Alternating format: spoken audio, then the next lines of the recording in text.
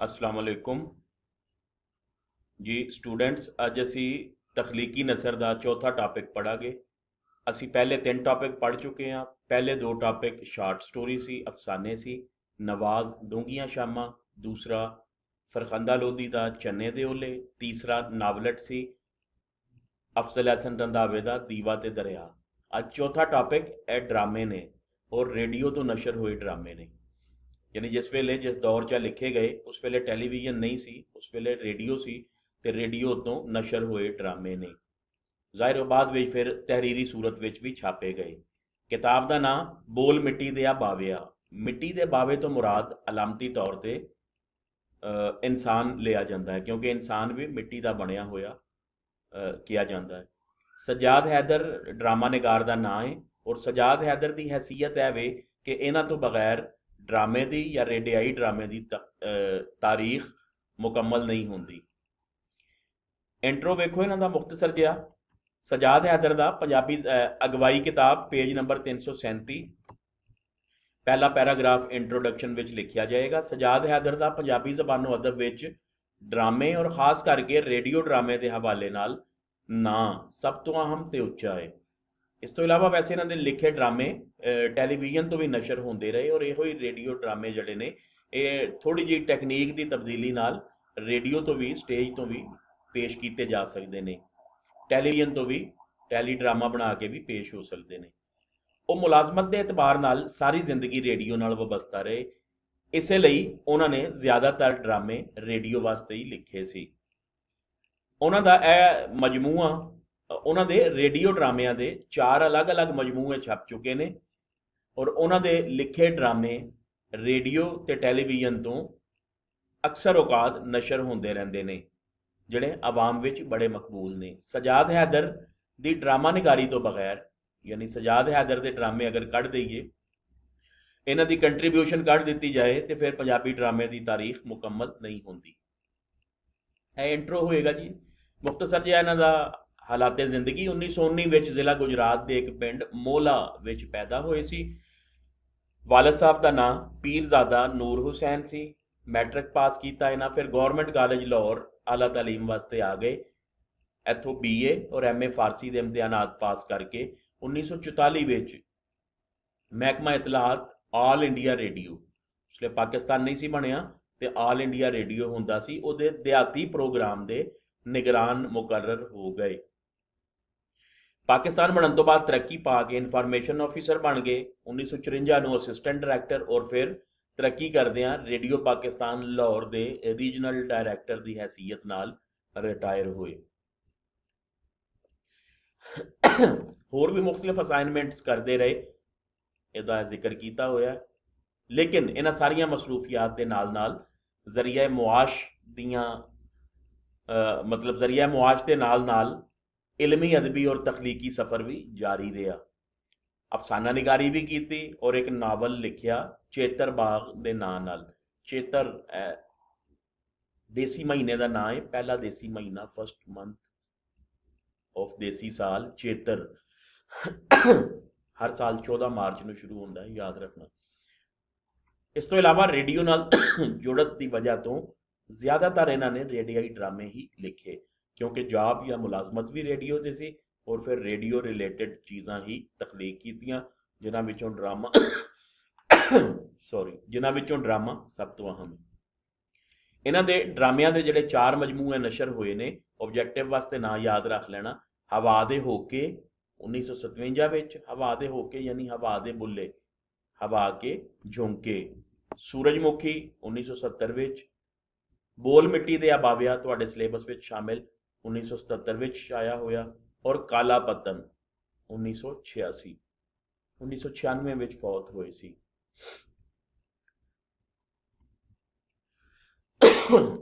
ਅੱਛਾ ਜੀ, ਇਹ ਚੂੰਕਿ ਰੇਡੀਓ ਡਰਾਮੇ ਨੇ ਸਾਰੇ, ਐਗਜ਼ਾਮੀਨਰ ਪੁੱਛ ਲਵੇ ਤੇ ਲਿਖਣਾ ਹੀ ਪਵੇਗਾ, ਲੇਕਿਨ ਅਗਰ ਨਾ ਵੀ ਪੁੱਛੇ ਤੇ ਮੁਖਤਸਰ ਜਿਹਾ ਰੇਡੀਆਈ ਡਰਾਮੇ ਬਾਰੇ ਵੀ ਲਿਖਣਾ ਪਵੇਗਾ। ਡਰਾਮੇ ਦੀਆਂ 4 ਬੁਨਿਆਦੀ ਕਿਸਮਾਂ ਨੇ। 3 ਦਿੱਤੀਆਂ ਹੋਈਆਂ ਨੇ, ਸਟੇਜ ਡਰਾਮਾ, ਟੈਲੀਵਿਜ਼ਨ ਡਰਾਮਾ, ਰੇਡੀਆਈ ਡਰਾਮਾ।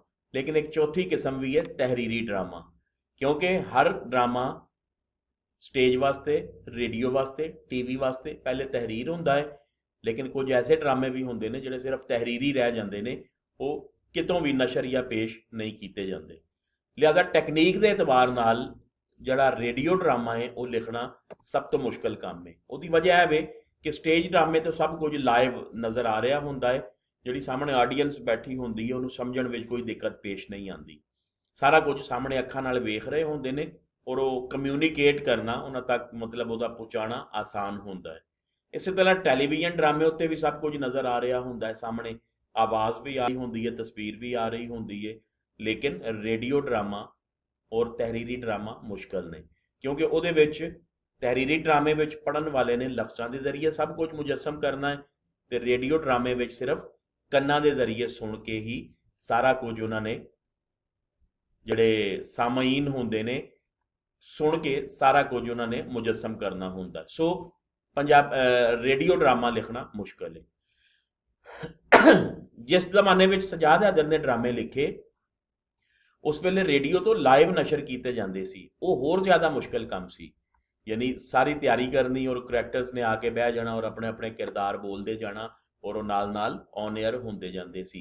अजकल रिकॉर्डिंग वाला ऑप्शन मौजूद है, लिहाजा कोई कमी बेशी होए तो रिकॉर्डिंग के जरिए एडिट करके दूर की जा सकती है।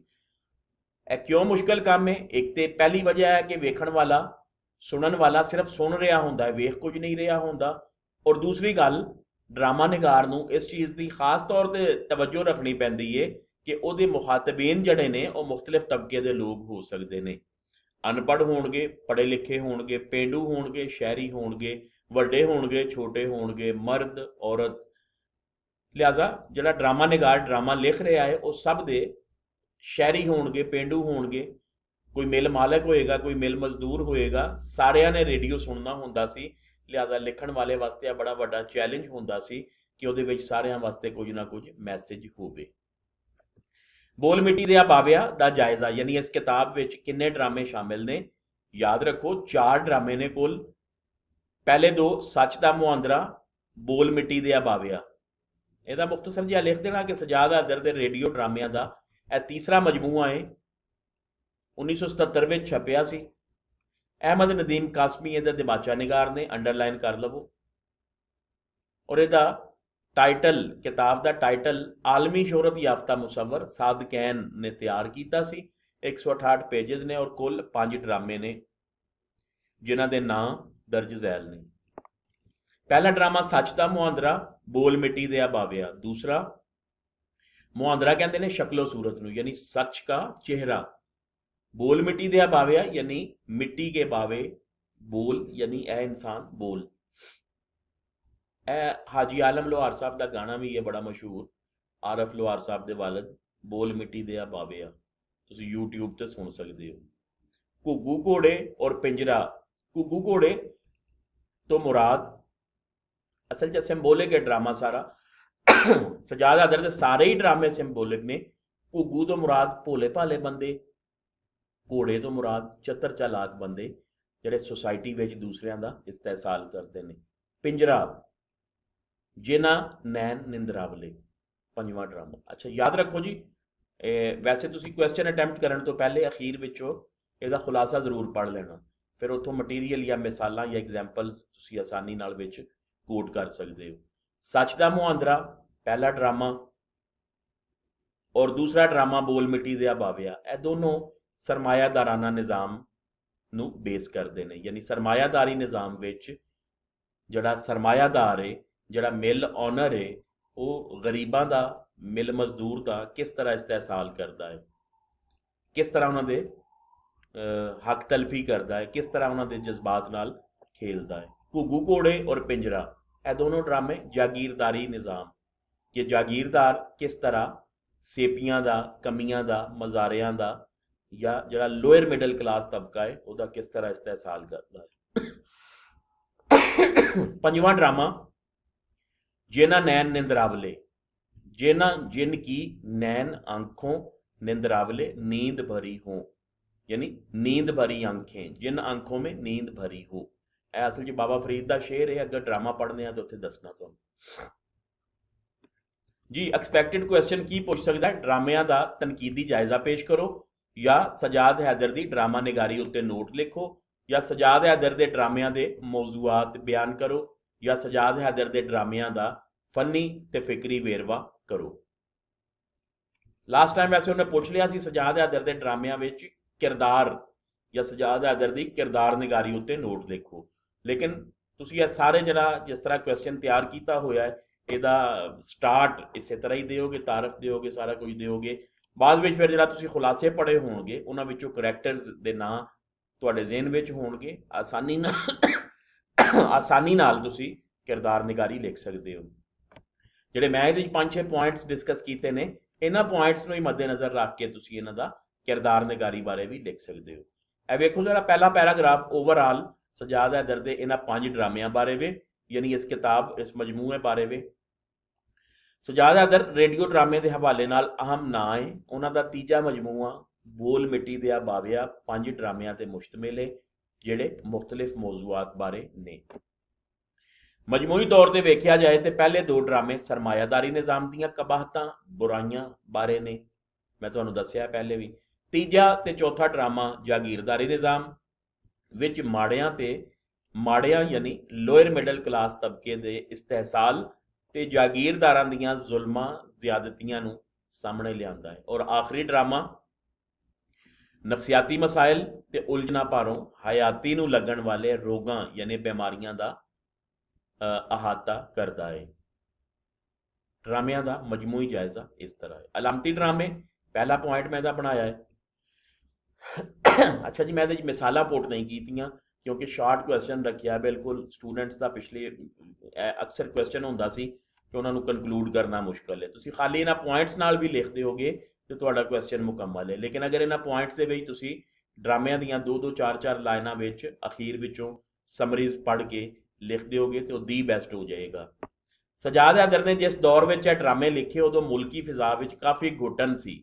1958 ਵਿੱਚ ਮਾਰਸ਼ਲ ਲਾ ਵੀ ਲੱਗਾ ਸੀ, ਤੁਹਾਨੂੰ ਪਤਾ ਹੈ, ਔਰ ਤਕਰੀਬਨ ਉਹੀ ਜ਼ਮਾਨਾ ਸੀ ਇਹਦਾ, ਤੇ ਖੁੱਲਮ ਖੁੱਲਾ ਇਜ਼ਹਾਰ ਕਰਨ ਉੱਤੇ ਪਾਬੰਦੀ ਸੀ। ਇਸ ਲਈ ਉਸ ਦੌਰ ਵਿੱਚ ਤਜਰੀਦੀ ਜਾਂ ਅਲਾਮਤੀ ਅਦਬ ਲਿਖਿਆ ਜਾ ਰਿਹਾ ਸੀ, ਯਾਨੀ ਸਟੇਟ ਫਾਰਵਰਡ ਗੱਲਾਂ ਨਹੀਂ ਸੀ ਕੀਤੀਆਂ ਜਾਂਦੀਆਂ, ਲੋਕੀ ਤਜਰੀਦ ਜਾਂ ਅਲਾਮਤ ਦੇ ਜ਼ਰੀਏ ਗੱਲ ਕਰ ਰਹੇ ਸੀ। ਸਜਾਦ ਹੈਦਰ ਉਹ ਫਨਕਾਰ ਹੈ ਜਿਹੜਾ ਘੁਟਨ ਜ਼ਦਾ ਮਾਹੌਲ ਮੁਲਕੀ ਮਾਹੌਲ ਵਿੱਚ ਅਲਾਮਤ ਦਾ ਸਹਾਰਾ ਲੈ ਕੇ ਅਜਿਹੇ ਡਰਾਮੇ ਤਖਲੀਕ ਕੀਤੇ ਨੇ ਜਿਹੜੇ ਤੀਰ ਬਾ ਹਦਫ ਸਾਬਿਤ ਹੋਏ। ਸਜਾਦ ਹੈਦਰ ਦੇ ਡਰਾਮਿਆਂ ਨੂੰ ਪੜ੍ਹ ਕੇ ਅਹਿਸਾਸ ਹੁੰਦਾ ਕਿ ਸਾਰੇ ਡਰਾਮੇ ਅਲਾਮਤੀ ਨੇ। ਤੁਸੀਂ ਇਹਦੇ ਵਿੱਚੋਂ ਪਹਿਲੇ 2 ਡਰਾਮੇ ਜਿਹੜੇ ਨੇ ਬੜੀ ਆਸਾਨੀ ਨਾਲ ਪਹਿਲਾ ਡਰਾਮਾ ਹੀ ਖਾਸ ਤੌਰ ਤੇ ਡਿਸਕਸ ਕਰ ਸਕਦੇ ਹੋ। ਦੂਸਰਾ ਪੁਆਇੰਟ ਜੀ, ਥਲਵੇਂ ਤਬਕੇ ਦੀ ਨੁਮਾਇੰਦਗੀ। ਸਜਾਦ ਹੈਦਰ ਸਾਹਿਬ ਨੇ ਆਪਣੇ ਡਰਾਮਿਆਂ ਵਿੱਚ ਲੋਅਰ ਮਿਡਲ ਕਲਾਸ ਤਬਕੇ ਨਾਲ ਹੋਣ ਵਾਲੇ ਜ਼ੁਲਮ ਜਬਰ ਜਿਹੜੇ ਨੇ ਉਹਨਾਂ ਨੂੰ ਹਾਈਲਾਈਟ ਕਰਨ ਵਾਸਤੇ ਸਰਮਾਇਆਦਾਰ ਔਰ ਜਾਗੀਰਦਾਰ ਯਾਨੀ ਪਹਿਲੇ 4 ਡਰਾਮਿਆਂ ਵਿੱਚ ਜਿਹੜਾ ਫਾਰਮ ਮੁਖਤਲਿਫ ਹੈ, ਯਾਨੀ ਇੱਕ ਵਿੱਚ ਸ਼ਹਿਰੀ ਜ਼ਿੰਦਗੀ ਔਰ ਸਰਮਾਇਆਦਾਰ ਹੈ, ਦੂਸਰੇ ਵਿੱਚ ਪੇਂਡੂ ਮਾਹੌਲ ਔਰ ਜਾਗੀਰਦਾਰੀ ਨਿਜ਼ਾਮ ਹੈ, ਲੇਕਿਨ ਉਹ ਦੋਨੋਂ ਹੀ ਥਲਵੇਂ ਤਬਕੇ ਦੀ ਜਾਂ ਲੋਅਰ ਮਿਡਲ ਕਲਾਸ ਲੋਕਾਂ ਦੀ ਜਿਸ ਤਰ੍ਹਾਂ ਇਸਤਹਿਸਾਲ ਕਰ ਰਹੇ ਨੇ, ਸਜਾਦ ਹੈਦਰ ਸਾਹਿਬ ਨੇ ਸਾਰਾ ਉਹ ਕੁਝ ਆਪਣੇ ਡਰਾਮਿਆਂ ਵਿੱਚ ਬਿਆਨ ਕੀਤਾ ਹੈ।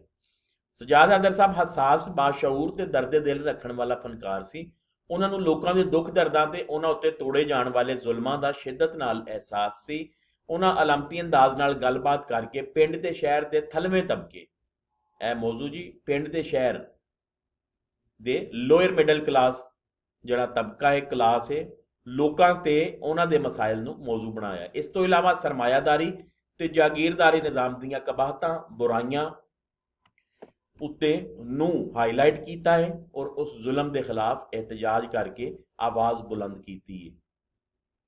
ਉਹਨਾਂ ਦੇ ਹਰ ਡਰਾਮੇ ਵਿੱਚ ਮਜ਼ਲੂਮ, ਮਾੜੇ ਤੇ ਹੀਣਾ ਵੀ ਮਾੜੇ ਨੂੰ, ਪਿਸੇ ਹੋਏ ਨੂੰ ਕਹਿੰਦੇ ਨੇ, ਤਬਕੇ ਨਾਲ ਹਮਦਰਦੀ ਦਾ ਇਜ਼ਹਾਰ ਕੀਤਾ ਹੈ। ਅਹਿਮਦ ਨਦੀਮ ਕਾਸਮੀ ਸਾਹਿਬ ਉਹਨਾਂ ਦੇ ਡਰਾਮਿਆਂ ਬਾਰੇ ਕਹਿੰਦੇ ਨੇ ਕਿ ਸਜਾਦ ਹੈਦਰ ਦੇ ਸਭੇ ਡਰਾਮੇ ਕ੍ਰੋਧ ਤੇ ਜ਼ੁਲਮ ਦੇ ਖਿਲਾਫ ਨੋਕੀਲੇ ਤੇ ਕਟੀਲੇ ਇਹਤਜਾਜ ਨੇ, ਸਿਵਾਏ ਅਖੀਰਲੇ ਡਰਾਮੇ ਜਿਨ੍ਹਾਂ ਨੈਣ ਨਿੰਦਰਾਵਲੇ ਦੇ ਜਿਹੜਾ ਇੱਕ ਨਫਸਿਆਤੀ ਗੁੰਝਲਦਾਰ ਡਰਾਮਾ ਹੈ, ਪਰ ਡੂੰਘਾਈ ਵਿੱਚ ਜਾਈਏ ਤੇ ਉੱਥੇ ਵੀ ਅਸਲ ਮੌਜੂ ਨਾਇਨਸਾਫੀ ਦਾ ਹੀ ਮਿਲੇਗਾ। ਯਾਨੀ ਅਗਰ ਪਹਿਲੇ 4 ਡਰਾਮਿਆਂ ਵਿੱਚ ਨਾਇਨਸਾਫੀ ਮੌਜੂ ਹੈ, ਗਰੀਬਾਂ ਨਾਲ ਹੋਣ ਵਾਲੇ ਇਸਤਹਿਸਾਲ, ਲੋਅਰ ਮਿਡਲ ਕਲਾਸ ਦੀਆਂ ਹੱਕ ਤਲਫੀਆਂ ਦਾ ਜ਼ਿਕਰ ਹੈ, ਤੇ 5ਵੇਂ ਡਰਾਮੇ ਵਿੱਚ ਵੀ ਸਾਡਾ ਸੁਸਾਇਟੀ ਔਰ ਸਟੇਟਸ ਦੀ ਵਜ੍ਹਾ ਤੋਂ माकूल ते मुनासिब रिश्ते ना होना उस ड्रामे का मौजू है। तुसी अगले ड्रामे जिसले पढ़ोगे ना तो आराम नाल तुसी मिसाल इस पॉइंट विच फिट कर सकते हो 2-4 लाइन्स दे विच। इस वास्ते तुसी जरूर खुलासे पढ़न तो बाद यह वाला क्वेश्चन पढ़ना शुरू करना। सजाद हैदर दे उचेचे किरदार। हुण जिस तरह लास्ट टाइम उन्होंने क्वेश्चन पूछा ना सजाद हैदर दे किरदार निगारी उत्ते नोट लिखो। तुसी शुरू में इंट्रो लिख के, बोल मिट्टी दे बाविया दा तारफ लिख के, ड्रामा निगारी बारे लिख के, फिर सजाद हैदर दे उचेचे किरदार यह वाली हैडिंग दे के यह वाला पैराग्राफ पुट करन तो बाद जिस वेले यह करैक्टर तुसी डिस्कस करोगे, मैं विच बोल्ड कर दिते ने, हाईलाइट कर दिते ने, तुसी इन्हां दी नाल डिटेल पुट करते जाना। आसानी नाल तुहाडा क्वेश्चन अटैम्प्ट हो सकता है। यानी कॉमन सेंस के क्वेश्चन ने सारे। तुहानूं अगर पेपर विच आ जाए तो समझो तुसी इहो ही मटीरियल नूं मोल्ड करके विच लिखना है, एडजस्ट करना है। अच्छा जी, सजाद हैदर नूं माहिर फनकार तरह किरदार निगारी करन उत्ते खास मलका हासिल है। उन्हां दे मलका कुदरत नूं कहंदे ने। उन्हां दे पंजाबी ड्रामिਆਂ विच कहानी वक्खो वक्ख है, 5 ड्रामिਆਂ विच कहानी वक्खो वक्ख है ते हर कहानी विच कोई ना कोई अजीबो गरीब करैक्टर, एबनॉर्मल करैक्टर मौजूद है। मिसाल के तौर पर नॉर्मल करैक्टर तो है ही ने, लेकिन नाल अबनॉर्मल करैक्टर भी मौजूद ने। इन्हां दा एक खास अंदाज या स्टाइल है। मिसाल के तौर पर पहले ड्रामे विच एजन लफ्ज यूज होंदा है अगर असी रैफरेंस दे रहे होइए तो दूसरा रैफरेंस फिर वही सेम आ जाए तो असी अंग्रेजी एज इट इज़ या सेम एज अबव लिख दिंदे आ तो यदा मतलब होंदा है एजन का कि वही, यानी जो पहला हवाला है वही है। असल विच करैक्टर का नाम सरखोश है। असल जिउंदा जागदा करैक्टर, गोश्त पोस्ट का इंसान सरखोश है। वो करैक्टर जड़ा एजन सजाद हैदर साहब ड्रामे विच लैके आए ने, वो ओदा ज़मीर है, वो ओदा मतलब परतू है, ओदा अक्स है, ओदे अंदर दी आवाज़ है, ओदे ज़मीर दी आवाज़ है। सजाद हैदर साहब ने ओदे ज़मीर नूं ओदे सामने लिया के खड़ा किया है तो उन्होंने कोई दूसरा नाम देने की बजाय एजन ना दे दिता है। दूसरा किरदार इस ड्रामे विच मूदा फकीर है। मूदा यानी उल्टा चलता है। मूदा होंदा ना उल्टा हो जाना, बर्तन मूदा हो जाना, उल्टा हो जाना यानी ये हाथ थले और पैर उत्ते नूं ने। एबनॉर्मल करैक्टर है जिहड़ा आम इंसानां दे बरक्स हत्थां दे भार टुरदा है, यानी पैरां नाल नहीं चल सकता बल्कि हत्थां दे वजन उत्ते चलदा है। दूजे ड्रामे का बावा, एक ड्रामे का करैक्टर सरकोश मेन करैक्टर है, उहदे उत्ते ही सारा ड्रामा घूमता है तो उहदा ही उन्हें हमजाद एजन बनाया है। तुसीं जिसले ड्रामे की समरी पढ़ोगे तो आसानी नाल समझ आ जाएगी। करैक्टर्स तो दूसरे भी है ने लेकिन उन्होंने कोई रोल नहीं है, वो सिर्फ कहानी नूं अगे लैके चलते हैं। असल करैक्टर इहो ही सरकोश ते उहदा हमजाद, उहदा ज़मीर एजन, इन्हां उत्ते ही पूरी कहानी सामने चलती है।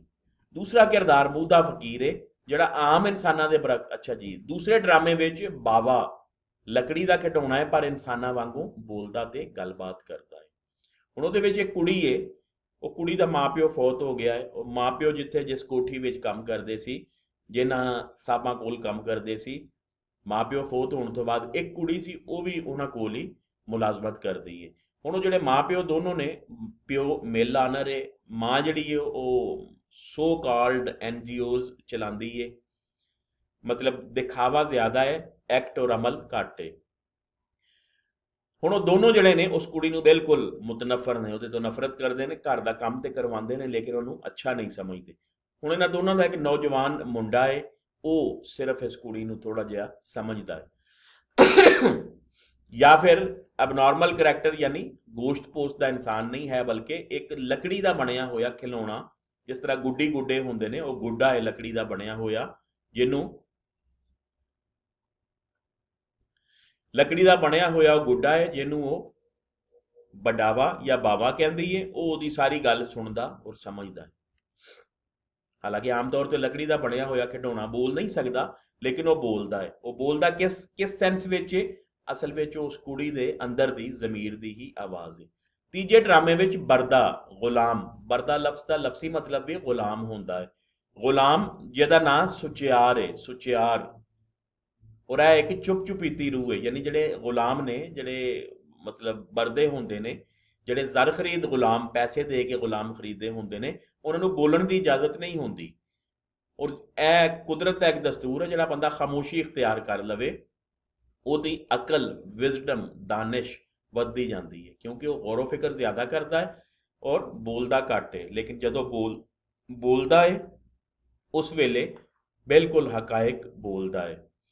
ਇੱਕ ਤੇ ਇਹਦਾ ਇਹ ਕਿ ਆ ਗੁਲਾਮ ਹੈ ਔਰ ਖਾਮੋਸ਼ ਹੈ, ਉਹਨੂੰ ਬੋਲਣ ਦੀ ਇਜਾਜ਼ਤ ਨਹੀਂ। ਔਰ ਦੂਸਰਾ ਇਹਦੇ ਬਾਰੇ ਕਿ ਇਹਨੂੰ ਰੂਹਾਨੀ ਇਸ਼ਾਰੇ ਹੁੰਦੇ ਨੇ, ਗੈਬ ਵਿੱਚੋਂ ਚੀਜ਼ਾਂ ਇਹਨੂੰ ਪਤਾ ਚੱਲਦੀਆਂ ਨੇ।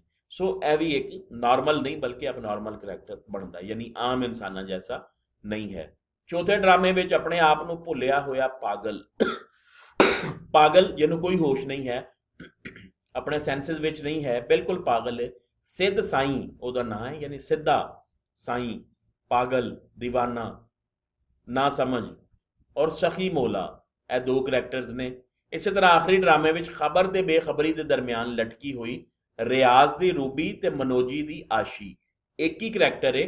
ਜਿਹੜੀ ਰਿਆਜ਼, ਡਾਕਟਰ ਰਿਆਜ਼ ਹੈ, ਉਹਦੀ ਬੀਵੀ ਹੈ, ਉਹਨੇ ਉਹਨੂੰ ਰੂਬੀ ਕਹਿ ਕੇ ਬੁਲਾਉਣਾ ਸ਼ੁਰੂ ਕਰ ਦਿੱਤਾ, ਤੇ ਆ ਮਨੋਜੀ ਜਿਹੜਾ ਕਿਸੇ ਜ਼ਮਾਨੇ ਵਿੱਚ ਉਹਨੂੰ ਚਾਹੁੰਦਾ ਸੀ, ਪਸੰਦ ਕਰਦਾ ਸੀ, ਉਹ ਉਹਨੂੰ ਆਸ਼ੀ ਕਹਿ ਕੇ ਬੁਲਾਉਂਦਾ ਸੀ। ਬੁਨਿਆਦੀ ਤੌਰ ਤੇ ਇਹ ਜਿਹੜਾ ਹੈ ਡਰਾਮਾ ਇਹ ਨਫਸਿਆਤੀ ਮਸਾਇਲ ਜਾਂ ਨਫਸਿਆਤੀ ਗੁੰਝਲ ਸੌਰੀ ਜੀ, ਨਫਸਿਆਤੀ ਮਸਾਇਲ ਜਾਂ ਨਫਸਿਆਤੀ ਉਲਝਣਾਂ ਨੂੰ ਸਾਹਮਣੇ ਲੈ ਕੇ ਆਉਂਦਾ ਹੈ। ਹੁਣ ਉਹ ਕਹਿੰਦੀ ਹੈ ਕਿ ਤੁਸੀਂ ਦੋਨਾਂ ਨੇ ਰਲ ਕੇ ਮੇਰੇ ਟੋਟੇ ਕਰ ਦਿੱਤੇ ਨੇ। ਇਹ ਤੁਸੀਂ ਕਹਾਣੀ ਪੜ੍ਹੋਗੇ ਬਾਸਾਨੀ ਸਮਝ ਆ ਜਾਏਗੀ। ਮੈਂ ਅੱਗੇ ਐਂਡ 'ਚ ਇੱਕ ਅੱਧੀ ਕਹਾਣੀ ਦਾ ਖੁਲਾਸਾ ਪੜ੍ਹ ਵੀ ਦਿਆਂਗਾ।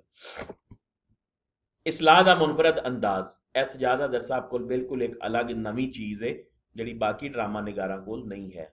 ਜ਼ਿਆਦਾਤਰ ਜਿਹੜੇ ਕਰੈਕਟਰਸ ਨੇ, ਜ਼ਿਆਦਾਤਰ ਜਿਹੜੇ ਡਰਾਮਾ ਨਿਗਾਰ ਨੇ, ਜ਼ਿਆਦਾਤਰ ਜਿਹੜੇ ਤਖਲੀਕਕਾਰ ਨੇ, ਮੌਲਵੀ ਨੇ, ਵਾਜ਼ ਨੇ, ਲੈਕਚਰ ਦੇਣ ਵਾਲੇ ਨੇ, ਮੋਟੀਵੇਸ਼ਨਲ ਸਪੀਕਰ ਨੇ, ਉਹ ਗੱਲ ਕਰਦੇ ਨੇ ਮਿਨ ਹੈਸੁਲ ਕੌਮ, ਇਜਤਮਾਈ ਇਸਲਾਹ ਦੀ ਗੱਲ ਕਰਦੇ ਨੇ। ਲੇਕਿਨ ਸਜਾਦ ਅਦਰ ਸਾਹਿਬ ਨੇ ਐਸਾ ਨਹੀਂ ਕੀਤਾ।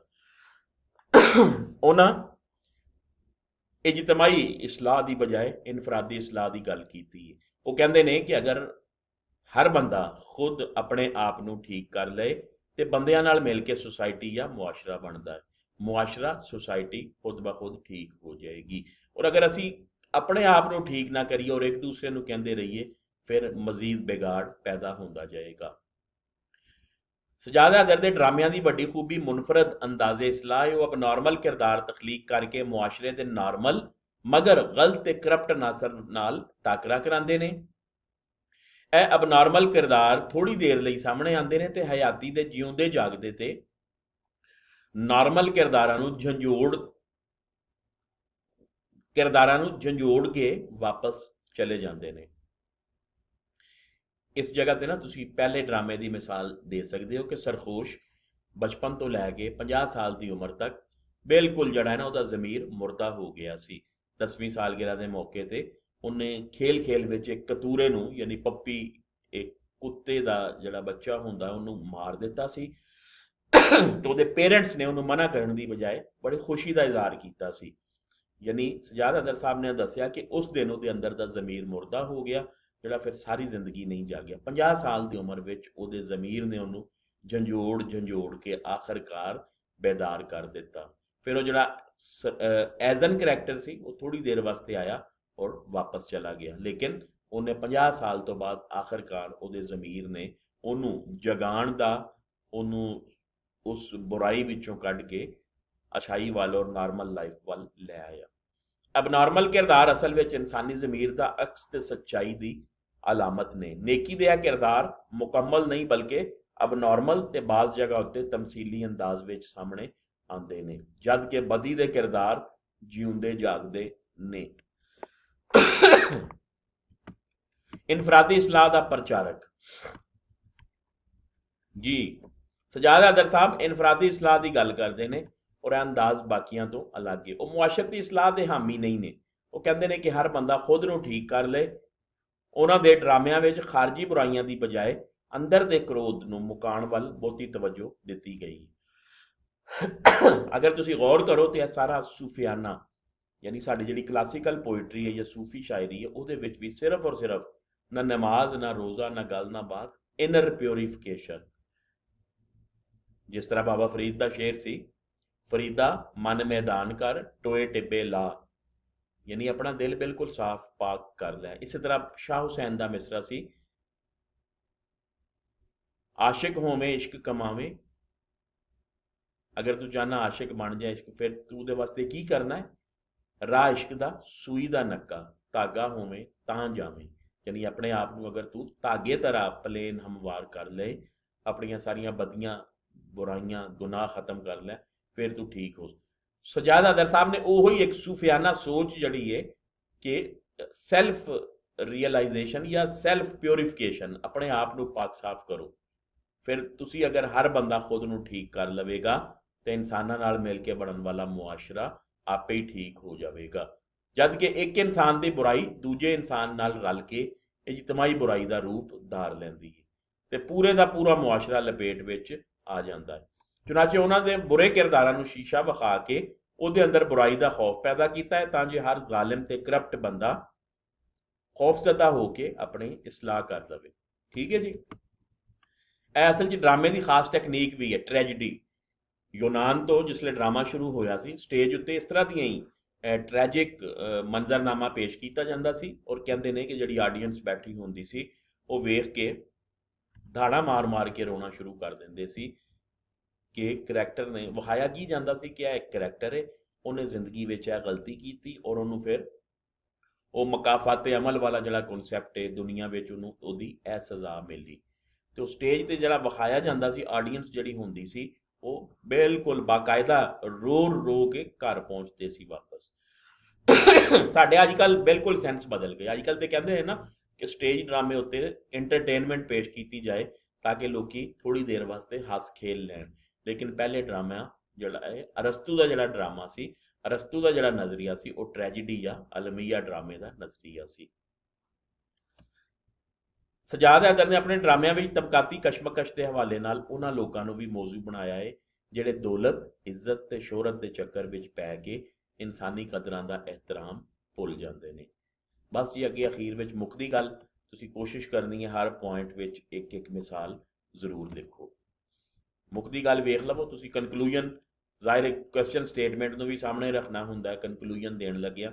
ਮੁੱਕਦੀ ਗੱਲ ਹੈ ਕਿ ਸਜਾਦ हैदर ने अलामती ਤੇ ਤਮਸੀਲੀ, अलामती यानी सिंबोलिक ते तमसीली कहते हैं एग्जैम्पल के तौर पर, मिसाल के तौर पर, यानी कोई होर गल किसी होर करैक्टर की गल करके कुछ होर समझाना मकसूद होए। तमसीली अंदाज नाल इस्लाही ते इखलाकी पहलुओं वाल तवज्जो दवाई है। उन्हां कोल पिंड ते शहर के रले मिले मौजूआत ने, यानी पहला दूसरा चौथा पंजवां ड्रामा शहरी जिंदगी बारे ने और तीसरा चौथा ड्रामा पिंड बारे ने। ते इहदे विचों जिहड़े मौजूआत कड्ढे ने वो मादा परस्ती, जुल्म, क्रोध, नफरत, इस्तेहसाल ते हवस परस्ती वर्गियां रूहानी बीमारियां दा बरवां जिक्र ते नाल नाल मुनासिब हल ते इलाज भी तजवीज़ कीता है। वो अपने किरदारां कोलों आप ही गुनाह करवा के उहदा पछतावा ते फिर सज़ा जज़ा दिलवा के इनफरादी ज़हनी ते मुआशरती इसलाह की कोशिश करते हैं। वेख्या जाए तो यह उही अंदाज है जिहड़ा सब तो पहले यूनानी अलमिया, मैं जिहड़ा तुहानूं दस्सिया विच आ भी गया, यूनानी अलमिया ड्रामे विच नज़र आंदा है। यूनानी ड्रामे विच स्टेज उत्ते अजिही ट्रैजिडी पेश की जाती कि वेखण वाली ऑडियंस धाड़ा मार मार के रोण लग पैंदी। इस अमल का मकसद यह विखाना हुंदा सी कि स्टेज उत्ते किरदारां ने जो गलती की तो उस गलती की जो सज़ा भुगती, आम इंसान अपनी जिंदगी विच वो गलती दोबारा ना दोहराण। सजाद हैदर दी काफ़ी हद तक इस तकनीक तो मुतासर नज़र आते हैं। ठीक है जी। मेरे को इसलिए PDF च है नहीं, वो तुसी ड्रामिਆਂ ਦਾ अखीर विचों खुलासा जरूर पढ़ लेना, 5 ड्रामिਆਂ ਦੇ खुलासे, और ਉਹਦੇ ਵਿੱਚ ਜਿਹੜੇ मोस्ट इंपोर्टेंट डायलॉग्स सी ਵਿੱਚ ਦਿੱਤੇ ਹੋਏ ਨੇ। ਤੁਹਾਨੂੰ डायलॉग्स लिखण ਦੀ ਜਾਂ याद ਕਰਨ ਦੀ ਲੋੜ नहीं। ਤੁਸੀਂ पूरी कहानी का थीम जड़ा है वो इन्हां 5 पॉइंट्स ਦੇ ਵਿੱਚ ਕਿਸੇ ਕਿਸੇ जगह एडजस्ट कर सकते हो। हाँ, किसी एक दो जगह ते मसलन पिंजरा ड्रामे में एक दो डायलॉग्स ऐसे ने जिहड़े मास्टरपीस ने। मतलब उहदे च एक डायलॉग है कि पुत्र मावां कदी जहर नहीं खुआंदियां। इस तरह का एक दो डायलॉग्स अगर तुसी समझो तो उन्होंने विच कोट भी कर सकते हो। ठीक है जी। ओके। अल्लाह हाफिज़।